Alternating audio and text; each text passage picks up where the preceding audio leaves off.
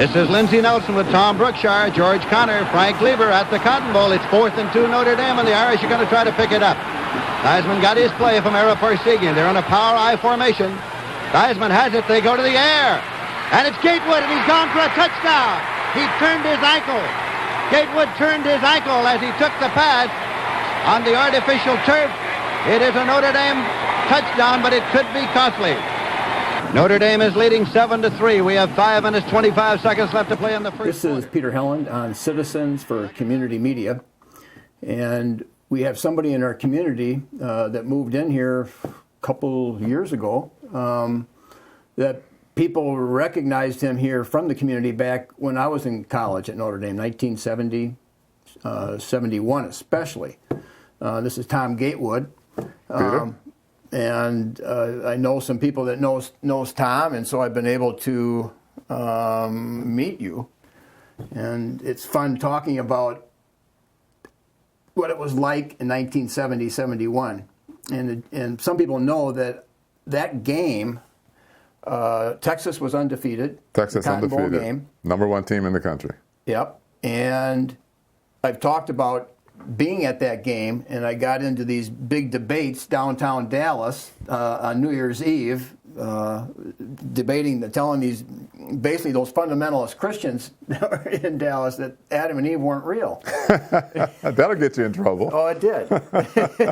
and the friction was going, and about 10:30 that night, I was in a bookstore getting the book Naked Ape to go back and argue with that, and for some unknown reason, the 2 guys in the bookstore grabbed me, put me in the back room. The Dallas police came and got me, and they put me in, which I found out later was the Lee Harvey Oswald jail. Wow. And I never got I was bailed out the next morning for $25 by my friends, and I never got the record. But when James Griffin said, you were in town, we ought to, get together, I said, well, I want to get those records. So I had called in before, and I didn't get anyway. This time I was really persistent. I said, come on, you got to have a record of that. Right, exactly. And they did. They finally did. And so I got the record, and it said I was picked up for shoplifting under $5. And it says on there, the book, Naked Ape. And the mystery was, they had it in my property.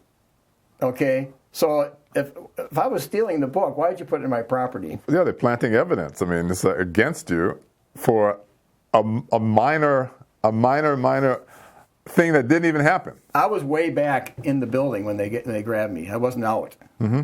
But I'm thinking 10:30 New Year's Eve, they could have been clearing the streets for whatever reason. So they just didn't want trouble. And we had been drinking, mm-hmm. It's what you did when you were 18. It's New Year's Eve. Right. So when they bailed me out, then I'm on the streets of Dallas, and I do remember the people looking at me, like, what's their problem? Mm-hmm. Of course. But it was the parade, and then we went to the game, and I don't remember the game at all. Okay. I didn't even know who won until, Believe me, I remember the game.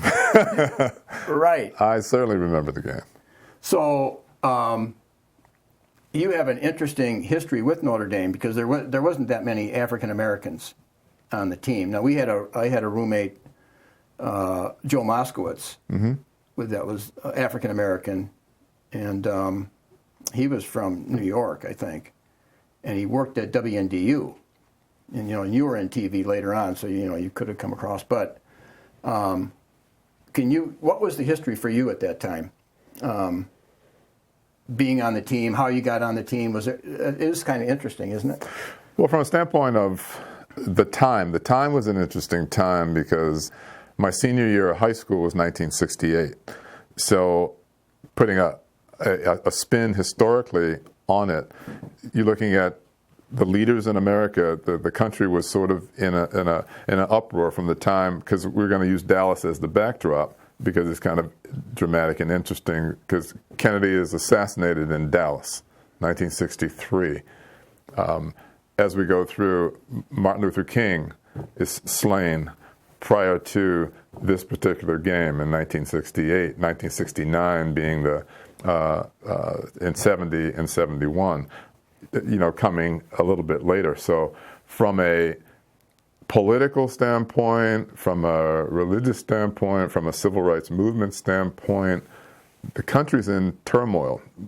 The Vietnam War is raging. There's riots in major cities across the country. So there's a lot of racial tension throughout the country.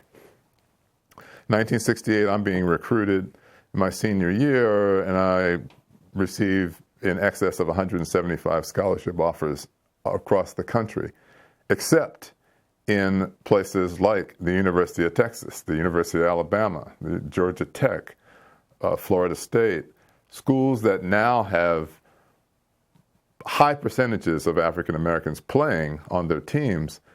Those rosters were devoid of African Americans at the time because of state laws or states not abiding by federal regulations.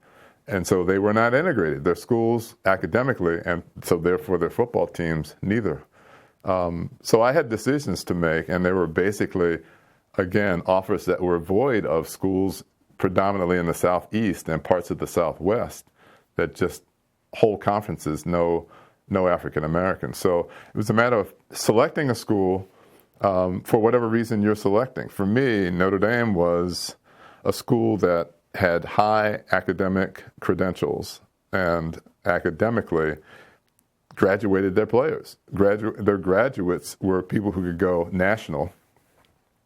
The school was not a regional school. My selection process was I didn't want to be laced in a conference zone. The Atlantic Coast Conference that was in the area where I grew up, Baltimore. So going to the University of Maryland and those kinds of schools, it was too local. It was too regional. I wanted my degree to mean that I could go anywhere in this land and make a living for myself and not be excluded because of segregation. So Notre Dame had the credential of having alums all over the country and successful. It's a small school, so it was manageable. I knew my classroom size would be small, would be 30 people, 25 people, not a laboratory of 400 students sitting in an auditorium taking biology. I wanted that intimacy, that one-on-one kind of, involvement. I was not Catholic, I was Methodist, so the going to Notre Dame had nothing to do with Catholicism, and so it was about independent study, but also shared cultures. The entire university at the time had less than 1% African Americans enrolled at Notre Dame. And when I came in, the group that I came in, of the 35 students who were recruited in my class, 5 were African American and 30 were white. And the previous class of 35 had 3 African Americans. And the class before that was part of the 1966 championship team, and Alan Page, who went on to become an attorney and a judge in the state of Minnesota. He was the only African American on the team. So it went from 1 to 3 to 5. And some of us overlapped. Alan Page was leaving as I was coming in, but there were 8 of us. So during that Cotton Bowl period, that sort of really threw us on the forefront because it was a nationally televised game. It pitted a team from the North against a team from the South. It pitted a team that was predominantly Catholic and a university that was Catholic and a team that was in the Bible Belt. So you have these clashes, and if we then also wear our banners of North versus the South, Confederates versus the Union, we had 3 interesting dynamics going in a situation. And then I find myself, we are playing against the team, the number 1 team in the country, with a winning streak of 21 games, University of Texas, led by Darrell Royal, that is totally segregated. There's no black players on the Texas team, and we traveled 3. I'm sorry. We traveled that day, 6 African Americans on a roster of, usually you travel with about 75 or 80 players to go into Dallas and play in the game. So the game for me was a rematch because the year before, in the 1970 Cotton Bowl, we played against Texas, and they were undefeated and the number 1 team in the country. And except for the last minute and 10 seconds of the game, we were ahead and thought we had pulled the major upset, and the wishbone offense dominated us in that last play drive. 1971 game is a rematch and time for what some people like to think of as revenge, but for us it was a rematch and an opportunity to knock off the number 1 team in the country and get a shot at being the number 1 team ourselves. So all those dynamics were all at play. And again, being African American at the time, we were looking for new opportunities, looking for a chance to compete on a level playing field, and Notre Dame offered that, whereas some of these teams that we were facing didn't. When we played against Georgia Tech, there was no opposing African American coach or player on that team. We played against LSU, didn't see any people of color, but it didn't keep us from having those teams on our slate. We wanted to confront those situations, so it was politically an opportunity to put on the situation where we could say, these people have a right to be on the field, they have earned the right to be on the field, and they, in fact, can play. How conscious were you guys of this situation? Was there a consciousness, or did most guys kind of, did you guys talk about it? I don't think we didn't really talk about it, at least the Notre Dame side, neither in closed quarters with African Americans talking to each other, the players, or your teammates talking about the tension. We went there as teammates. We went there in a union. The schools the high school I went to was an integrated school in Baltimore. 4,000 boys in my school. And it was a school that was wide open. You didn't go to school by neighborhood, or you weren't restricted by any geography. And public schools were open to anybody, and any school you wanted, you could go to. So I was used to that openness, not this closed society, thing that existed around the country. And sometimes people forget that because, again, you see rosters of sports teams around the country, and they are fully integrated. If anything, the majority are African American versus the other way around, where it's total exclusion. So we were conscious of it from the standpoint of, there were times that we would check into hotels and we would get those stares at check-in, like we thought this was an all-white team. We had that look like, who are they? Why are they looking to stay in this hotel? And our coach just would not tolerate, that kind of behavior. So we were proud to wear blue and gold. That was our color.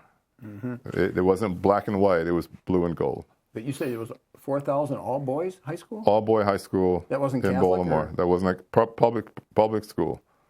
I didn't know they Public did that. school. Absolutely. Really? I didn't know public schools had could be that large. Huh? Could be that large with just all boys? I thought public boys. school almost always was guys and girls. Well, in this particular case, our sister school was across the street. They were all girls. We were all boys. I think it's a smart thing. Right, and our major competitor was called Polytechnic Institute. It was an all-boys school, and they had the same number of all males. It was an engineering school. So you had some specialty schools, and so all boys, all girls, that was still in existence. But within the walls of those schools, they were integrated. So there were no, you didn't have to cross any racial lines. But didn't you start out first with a stronger interest in baseball? Yes. I thought that baseball was going to be my way out of a low income, underprivileged sort of background and atmosphere in Baltimore growing up. We did not have the kinds of funds that others had. But on the other hand, comparatively, in my neighborhood, I had no clue that I was low income or that I was in poverty. My parents didn't raise me that way. We had a sense of pride. We understood, that human worth was worth more than monetary worth. And if we drove one car, because that's all we needed. We didn't need 3 cars in the driveway. We didn't need a new car every 2 years that's the way other people lived because they could afford it. But we afforded what we had, and we thought we had a good life. We had a family life. But my parents, both of whom were not college graduates. My dad was a 6th grade educated man who worked for his own self in a construction company and built that up from 0 to where he could support a family. My mother was a 12th grade graduate. And their desire was to have me become the first member of our family to go to college. The only Gatewood in my family lineage who had a college degree was a minister in New York at the time, and he was my mentor. He too, his goal was that I be the first of my generation of Gatewoods to be a college graduate, and I fulfilled that dream for them.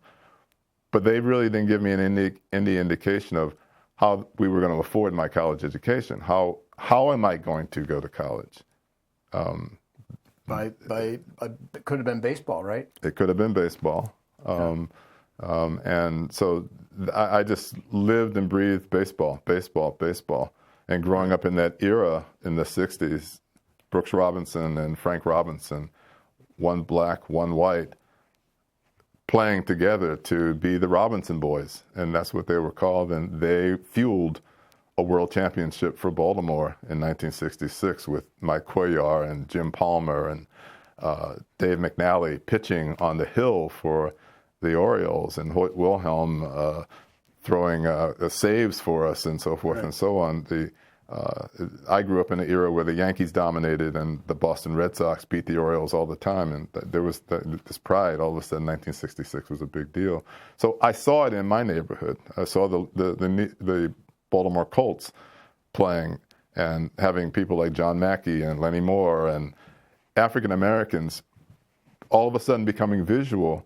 So I knew there was hope. There was something in the future, but the Colts in those championship years were sort of backseat. The Orioles were my guys, and I thought baseball was going to be it. Well, that we were talking before, and it's just like I was completely unaware of the Notre Dame game, even though I was there, and I couldn't remember a thing because I was more into this debate on Adam and Eve, to tell you the truth. But that Baltimore game between the Giants in 1958, if you Google it, it'll say greatest game ever played. I was totally into that game because it just so happened that Alan Amici, who got the touchdown that won the game, was from Madison, played for Madison. So I saw it at the biggest resort bar, and I was 6 years old, and everybody in town was watching that game. And it just imprinted me.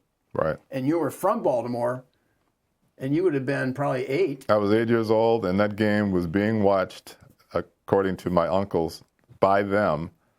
I had no clue that this historic moment was happening.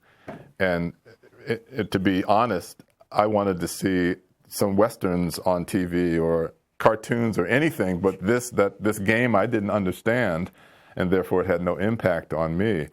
But if a baseball game had been on, I would have been there. So that took place 10 years before I was going to make a decision that was going to change my life in 1968. Where am I going to go to college? And as a backdrop, I kept it a secret that I was playing football from my parents because they didn't want me to play too many sports because they felt that would be a detriment to my focus on academic achievement. And that could be a case, but not for me because I was motivated to go to college and I knew you needed to have the good grades as well. I was an honor student every semester in high school, and as long as my credentials were that, my parents were happy. And so I would just say I have extracurricular activities. I was on the baseball team, and that's a relatively safe sport. But football is very dangerous, and I knew my mother would not want me to play. And I didn't really care about it, but my friends, I was impacted and influenced, rather, by my childhood friends growing up, because we all left one side of town to go all the way to the other side of town by public transportation to go to this high school, because it was a college prep high school. 4,000 boys. 600 of the 4,000 boys tried out for football when we tried out. Ooh. That's like an enormous amount of people trying out for 33 or 44 spots. That tells you how popular football was, and no, there was hardly any concern about getting injured. Not at all. It was not even on the radar screen. Well, when we grew up playing football very young. Right. Never even occurred to me about getting injured. Right. And so for us, so I went to high school, and the guys convinced me that, normally before high school, after school in junior high, we'd get together and play pickup basketball, pickup baseball, have fun. I never played any football, especially no organized football like Pop Warner and these types of games where you have playbooks and plays and formality. We would throw balls around or do whatever, but nothing on a team but you weren't, kind of a basis. We were at age 5. And there was no tackling. Tackling at the young age. And you had no equipment anyway, so you couldn't do that. You could play touch football or whatever, but I never played any organized sports. But they convinced me by saying, so what? We're going to go to school, and then after school, we're going to practice, and you're going to get on the bus and go home. What are you going to do? We won't. Where's our relationship going to go? No. Back then, I mean, that was part of the turmoil of the '60s. Is that people really weren't that close to their parents in some sense of the word. Mm-hmm. We were identified with our peers. Right. I mean, I hope I'm not. No, you're exactly right. So that's why it was easy to convince me that, well, I'll try out, but I have no clue if I'm going to make the team anyway, but I'll do it because you guys are. But this is you're my really friend. what sports is about, in my mind. It's being with your friends. Yes. And my friends have said that we were fairly successful in sports, but my friend said that's because that's what we got into. Right. That's what we decided as a bunch of friends, what we wanted to do. Right. But somebody else could be more athletic than us. It's just that they don't go there. Right. In essence, that was our gang. Our gang meetings were after school, but we were going to play something that, was going to help build our character, teach us some life lessons in the context of sports. And so I bought their rationale. I tried out for the team. I went through the same sprints, the same drills, the same audition, if you will. I made the team. And after 3 years, I was good enough to be an all-state performer for 2 years and be a Parade magazine, Scholastic High School All-American, and the offers start coming in. In the meantime, my uniforms are being washed by teammates' mothers because I couldn't bring my uniform home to let my parents know that I was playing this sport. And my grades I'm a straight A student, so there's no reason to think that there's anything that's taking me off my course for getting ready for college. I'm making headlines, and I'm on sportscast. We don't have television in my house because we can't afford it. There's no television per se, and if there is, there's no viewing at a certain point eventually. We had a television that you sort of bought on time. You rented it. There was a slot. You put in coins, you would get X amount of time for the number of coins that was in to run the TV, to turn it on. And if you stop feeding the meter... I didn't know about that. Yeah. If you stop feeding it, the TV went off. It went dark. So that's how little TV influence there was in my family.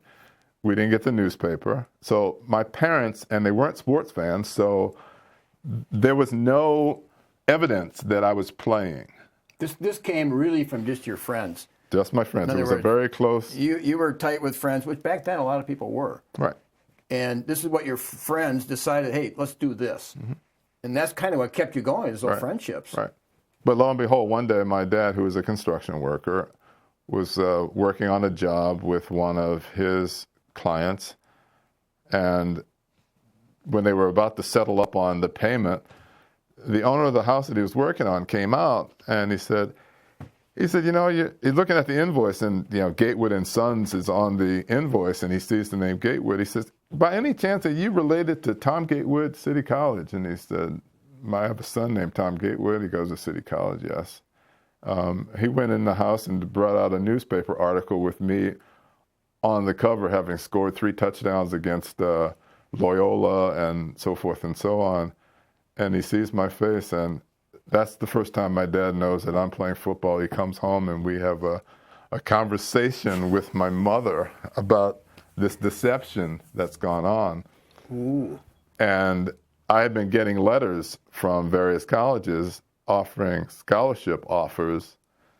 And so the mail comes in, and the return addresses have University of Maryland, have Penn State, have University of Southern Cal, you know, whatever information on them. And it was easy for me to disguise those or deflect that and say, well, you know, those are scholarship opportunities, but I don't have to say football because they know I'm an honor student. So there would be scholarship. Absolutely. But I had to fess up at a certain point, because now some of those logos have decals with footballs on them or helmets, or so the jig was up. I had to fess up. But their complaint initially was it would lower your academic achievement. Mm-hmm. So they really didn't have a strong argument. Well, they didn't have a strong argument. Plus, the other argument was, or the other missing element was, where does the financial come to pay for college? Well, here's the answer. It's free. Costs you nothing. But what's unique is that during that time, you were not the only one that had a life, that part of your life your parents didn't know about. Right. Exactly. I mean, there was a divide. There was a divide between the generations. Absolutely. You prefaced this whole part of the conversation with, yes. That's unique at that time. And even like dating a girl. I don't know how it was with you, but we did not have to talk to a father. Right. Before we absolutely asked for a date. Right. That would have been very rare. You're right. You're right. And I don't know where people are at today. I'm not a parent, but parents did their thing. World War II parents. Mm-hmm. They were off and running, probably economic opportunity. Sure. And we had our own way of thinking. And kids were babysitting their siblings at young ages. You know, it was a different time. You're right. You felt like there was a different kind of relationship definitely between parents and the kids and other kids and other families. But my anonymous, cloaking was over, and I was relieved because I needed help as to how to go about the selection process. And while I tried to include my parents as much as possible, they really had no experience with college, and certainly not with sports. So I needed a mentor, and my mentor was my high school coach, George Young, who later would become an assistant with Don Shula and the Miami Dolphins. Wow. And at the time, Shula was coaching the Baltimore Colts, won championships there and went on to the Miami Dolphins, and he took George Young with him eventually. And then George wound up as general manager of the New York Giants and was responsible for drafting people like Phil Simms and Lawrence Taylor, Harry Carson. You can go down the line, and these all pros that he brought in, and brought Bill Parcells to be the coach of the New York Giants, and they won X number of championships. And so this was a man who knew the game, who was with these high school guys. That was his launching point. And so he was the guy who sent a highlight film of me playing football to Notre Dame. Because Notre Dame, of those 175 offers that I was getting, Notre Dame was not included in that list.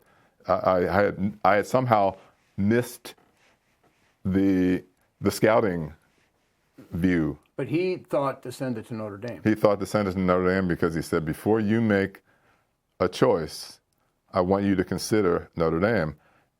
Notre Dame's name meant nothing to me. I'd never seen them play. I didn't really know that they were in Indiana. I didn't know where it was located. He felt that it was an opportunity to have a national focus for me because he thought that I was, I'm not going to say exceptional because that sounds egotistical. He thought that that I had an influence and that I had this ability that I needed to get out of the local. Your talents and your gifts would be best played out somewhere else other than just whether regional. It's just academic, athletic, politically, the whole package seemed fit at Notre Dame. Right. So that was his estimate. He said, well, at least go out there and take a look. Let them talk to you.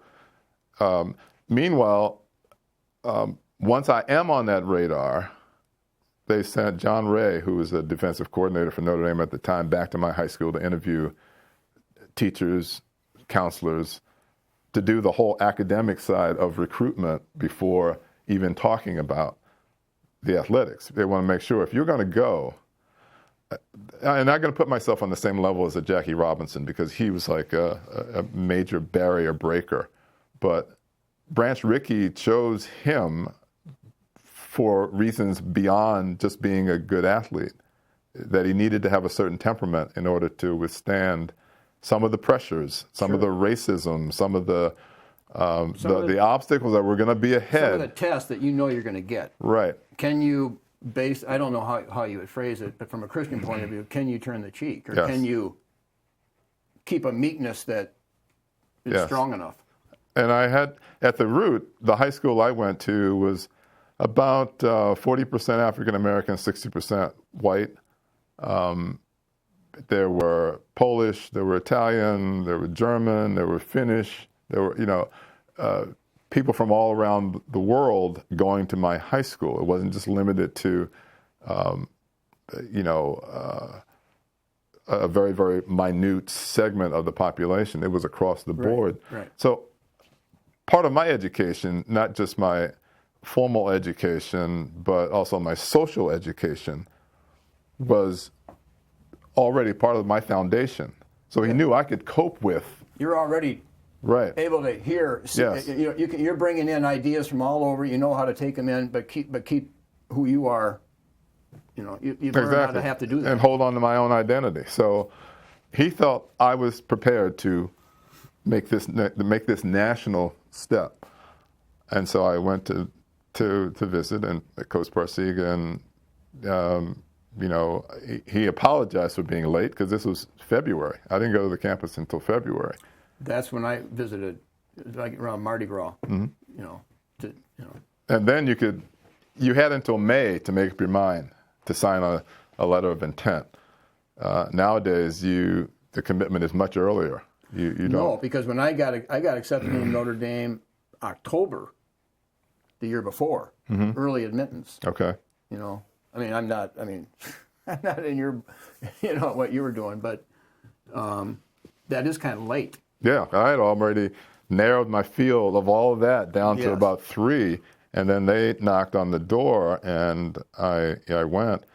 And he was a very quiet man in terms of that enthusiasm. He was very, very, you could tell how much power he had, that he had command. I would call command as a powerful tool. Very, very confident. He wasn't begging. He wasn't feeling like he needed to coerce or convince me. He basically said, we have this entity. We feel that you can be a part of it. You can make a contribution, and in trade, we can give you one of the finest educations there is to offer in the country. And it's not just limited to the classroom. You will get an amazing education. You'll be a part of a network that broadcasts on 300 powerful stations around the country. Your name will be in living rooms around the country. We have 2 to 3 nationally televised football games a season. You will have a national audience. We travel to cities all across the country. You'll see Los Angeles, you'll see Dallas, you'll see Chicago, you'll see New York, you'll see Philadelphia, you'll see... Right. You won't be limited to College Station, Texas, or Waco, Texas, or Austin, Texas. You won't be a household word in a region. You will be around the country. Well, that's Notre Dame. My dad always, his big thing was, he was in the band at Notre Dame, and they went to New York, you know, so he got that exposure. Right. So, I mean, Notre Dame always kind of... And it's a two-way street. I was exposed to what those cities did and what was there, and they got exposed to me. I was taking my life to them, and I was going to see, you know, what was going on in different places. And it was a cool experience. It really was, to really put my Christianity to work, to really practice what I learned from Bible study in my own home. My mother reading every day, reading scripture, You were telling me about that there was a little trouble in your home church. And if I can say that, and then your mom, to kind of escape that trouble, started having more home Bible studies. Yes. We lost faith, and just because we discovered that ministers are human. Ministers are men. They're not gods. And they make mistakes, and they have weaknesses. And we witnessed that, and we had now lost our faith in that person, but not our faith in God and in Christ. So we were very centralized in our home. Our home was our base. Our home was where we learned love, and the teachings from Scripture solidified that. And just talking about parables and reading the gospel, and it was more, I could trust my mother. And if my mother, those words that are coming out of my mother's mouth were more effective than a mortal man somewhere else standing in front of a gathering of people in a congregation, and being seemingly more interested in worldly goods, in how much gold jewelry he wore or cars that he drove as a minister. So we lost faith in that man. My uncle, who was a minister in New York. You're the one. Didn't you say he kind of mentored you? Yes, my uncle in New York, from afar in New York, and then I visited him often, and he would come back to Baltimore and visit also. He was the one who was the driving force as far as, you know, keeping me on track about college. He said, you're going to be tempted, you know. There are going to be situations in high school, and you're going to get some jobs, and you can make some money, and money in your hand right away. You feel like, what do I need college for? What do I need college? He kept me focused and always saying, you know, you need to train your mind. You need to train your mind. You need to be able to communicate and use the powers of observation. You've got to open your mind, keep your mind open, and trust your heart. And if your heart has this center of the preachings, and they're coming from your mother and your father, and love thy mother, love thy father, well, love thyself. Listen to your mother, listen to your it all rang true. So again, so I'm back to this mentor, George Young. If he doesn't put that film in front of Notre Dame, I don't go to Notre Dame, and I may not be sitting here right now. I don't know what my future would have been.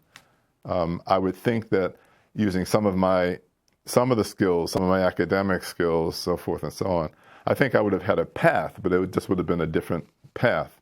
And he never promised me that I would become an All-American. He never said, you're going to be a professional athlete. He just said, if you come and make a contribution, your reward will be, at minimum, a tremendous education. And that's really all I wanted to hear, because that was the ultimate goal.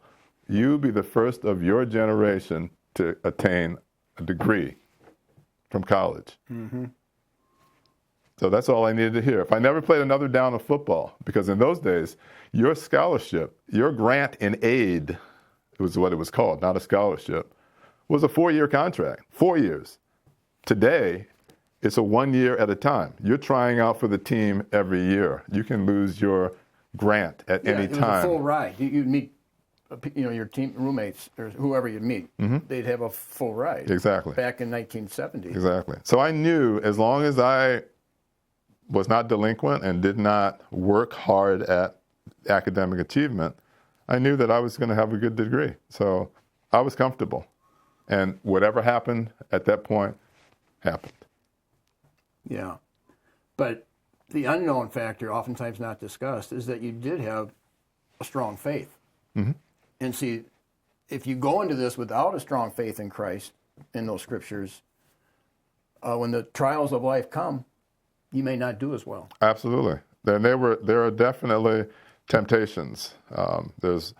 And most of that was, I think, money-driven. Some of it was ego-driven. Some of it had to do with, there was envious situations, jealousies, all kinds of tensions that were sort of swirling around. But I was able to stay centered and focused because of those early teachings. Thy word is a lamp to my feet. Those, right? I mean, totally. All those, you get a scripture or you get an intuition, but no, I'm going to keep cool here. Don't say anything here. Those words jumped off the page and they became live. I mean, I really lived it in my heart, lived it in my brain, and it protected me. Those, because there were times when you feel like, man, I'm in a stadium playing against Georgia Tech, and there's racial epithets coming out of the stands when we're lined up just to be introduced at the beginning of the game, to just walking out of the locker room and standing in this it wasn't a tunnel. You came out of a building at the end of the Horseshoe Stadium, and you're standing there lined up, and there's 3 African Americans standing amongst 85 of my other teammates, and you're hearing these jeers and these nasty comments, and we haven't even had an opportunity to perform. Judge me by my action, not by my color. Why have you decided to? So then all of us, the 3 of us, unified ourselves and said, that's when we just said, we represent blue and gold. We're coming out with our gold helmets on, and we'll just let our performance do the trick. And I scored an offensive touchdown that day, and my teammate Clarence Ellis, who became an All-American as well and played for the Atlanta Falcons. Ironically. When they first started? Yes. He played for the Atlanta Falcons. He got drafted by the Atlanta Falcons after that miserable night in Atlanta that we had. We won the game, and we silenced the crowd because my touchdown first silenced the crowd, and then he ran a 70-yard touchdown back on an interception, another silencer. So as far as we were concerned, it's got nothing to do with color, guys. It has to do with we've got talent. We've got talent, and we paraded all around the country, and we won over a lot of hearts. And it wasn't just African Americans who watched us play and who took us on. It was the general public. I've had tons of fan mail over the years where people did what I did as a kid. I said I love sports. Number 5, Brooks Robinson. I played third base as a baseball player. And number five, Brooks Robinson.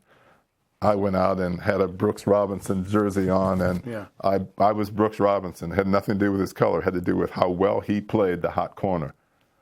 And people told me in fan letters how they, after Notre Dame games, would go out in the backyard with the kids, and that kid would be Joe Theismann, and this kid would be Thom Gatewood, and they're playing and they're personifying themselves within our images, and I was relieved to know that I made the right choice. That yes, I am touching the lives and making an impact across the entire globe, and that hopefully at some point some kid is looking at me and seeing a brown face on screen saying that can be me, because I was looking at images of athletes, and there were very, very few, but there were faces.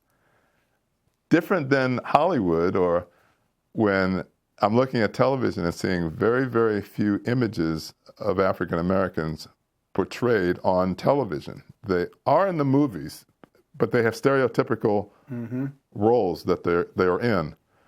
And the same kind of stereotypes are happening, or people are in blackface or whatever is going on, but the media had a different view, and it was a segregated medium, television, for a long time. And then later on in my life, I took it further, and I decided I wanted to work in television. So I became a sports announcer with ABC Sports for X number of years, and I worked behind the camera as a associate director and a producer in a field that, again, was very, very limited in a number of African Americans who were doing those jobs. So being a trailblazer all started with high school, college, and then the after college. It just continued through the whole scope to be the first African American captain of a Notre Dame football team, to be, the first executive vice president of this, or so forth and so on. It was all groundbreaking, all changing the culture, and all because you're based on your judgment of me and my performance, not my skin color. Right, and it's just hard to imagine that without a strong faith in Christ, because these are hurdles that humanly are very hard. I mean, how are you going to get the strength? You got to draw on a lot of strength to, okay, I'm going to go here. Right. I'm going to do this, and I think I can succeed. Well, you got to have confidence. You got a source that's going to keep you can draw on. Right, and the faith about the those who are in a battle with you. It's interesting. I think people talk about if you're in a foxhole, and the fire, and you're being fired at and shot at, and suddenly the guy in the foxhole with you is your brother. If he can help you get through this, you have a kindred spirit because you've got a common goal to get out of this fix. Well, that's what's great about football. It's a team game. You can't win that game by yourself. You really can't win by yourself. I like to, my junior year in high school, we were last place football, and I didn't even think I was going to start suit up my junior year. Mm-hmm. Well, by the end of the junior year, we were so bad they had me start both ways. Oh, great! Your opportunity. Right. So our senior year, we ended up champions. We tied, but the big game was against Baraboo. Baraboo was the big team, and they had two guys that ended up going pro on the Baraboo team. But we beat them because we grew up with each other from kindergarten. Mm-hmm. So we were able to, in my mind, we were able to galvanize that friendship and say, no, we're gonna beat these guys. You became one force. Right. Right. There's a certain type of chemistry that you had even in high school when you went. See, that's where you were drawing. I knew this. It wasn't about football. It was about a bigger picture. Absolutely. You learn about leadership, and in some places there's a star system. You're the star. You're the star. I'll play that off on one of the great teams of NFL, Green Bay, Bart Starr, number 15, being the leader of that championship team. He didn't have the greatest of skills. He didn't have great foot speed. 17th round draft choice. He wasn't a very strong arm, but he was a leader. He made those guys follow him. They took orders from him. He had command, mm-hmm. And that I learned leadership playing for that Notre Dame Army. I mean, it's a team. It's a platoon. You're going into battle. You have a game plan. Having a game plan helped me because I was able to have a game plan the rest of my life, learning to trust in the game plan, but also understand that during the course of a game or during the course of life, that game plan can change because your opposition changes, mm-hmm. or what you're going to face. The other part of those other lives, it's not just you, and then so you're remolding yourself. On the run, on the go, you're changing. Being a wide receiver, I start out with, I'm supposed to run a certain route. And in the middle of the route, the defense changes, and I know I've got to now make an alteration. Well, football helped me understand how to make those adjustments. And it's reading my playbook or reading the Bible, okay? There's actions in there where men, women did certain things, and all of a sudden they had to make a change. Well, St. Paul always drew off the Olympics or whatever they were having. He would draw examples Because if your faith is first, you're playing football, but you're learning from the game. But you know what you're learning. You're applying it to what really counts. Because football in itself is just a game.